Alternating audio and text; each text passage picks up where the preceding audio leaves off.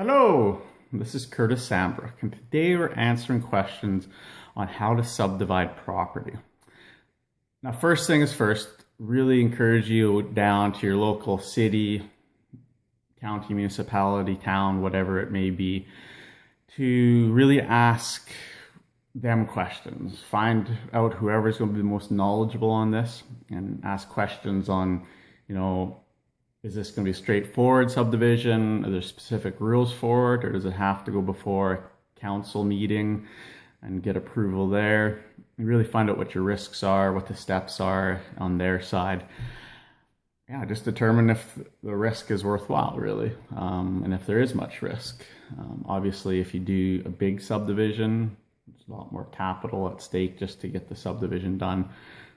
But yeah, you just have to inform yourself as best you can. Most of what we do here is taking large residential lots and dividing them into two separate lots. So converting one lot into two lots, usually retaining an old house on it.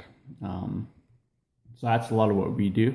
So less risk, fairly straightforward when you know the rules, but the bylaws make it very complicated here too. But we've been doing it long enough. We know exactly what we need to do, what we can do. So it takes a lot of the stress out when you know. So your first time can be very difficult, especially getting answers out of your governing body, if you want to call it that. But anyways, when you've determined you definitely want to move forward with this, you contact a local survey company. They'll come out and do a plan for proposed subdivision. And with that, they do come out and do actual physical survey and provide you with a plan. So it'll be what I call a survey with the new lot dimensions on it, everything they currently know about the property. And after you approve that, they send this plan of proposed subdivision back to the city. And in our case, about 30 different companies, governing bodies, utility companies, I don't know, I think it seems to go everywhere. Anyways, so this process, well, from the time it takes to start the surveying to the time that you get an approval or maybe a decline letter from the city is about minimum 4 months. Then we get an approval certificate, I believe it's called in our case, back from the city. It could be an approval, it could be a conditional approval, and usually a conditional approval, it still involves more time, either making promises, just making some clarifications on certain things. It really varies. So from there, it goes back to the surveyor. They start the process at land titles is what they do. They complete the full subdivision process on their end, and they start the process at land titles. But then when they've completed their part, it has to go to a lawyer of your choice. The main purpose of the lawyer is to just register it on title, to register the changes.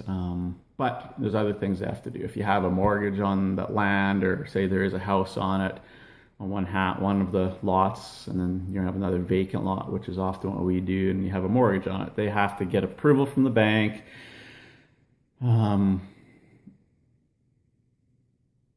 Like we've had to do appraisals, a whole bunch of stuff just to get the bank's approval to do it and for them to release the one lot. So that gives you a general idea on the subdivision process. And like I say, this is more for smaller subdivisions, but it's still, even for a 30 parcel subdivision, a lot of the steps are going to be the same, carry a little more risk. I know here it has to go really through council approval. You'd expect the process to take much longer. This process of just converting one lot into two lots, 6 months minimum, easily drug out to a year, depending how fast you operate and how busy everyone is. So I hope that answers all of your questions. You can look for other videos of mine talking a bit more about costs of subdivision in our experience.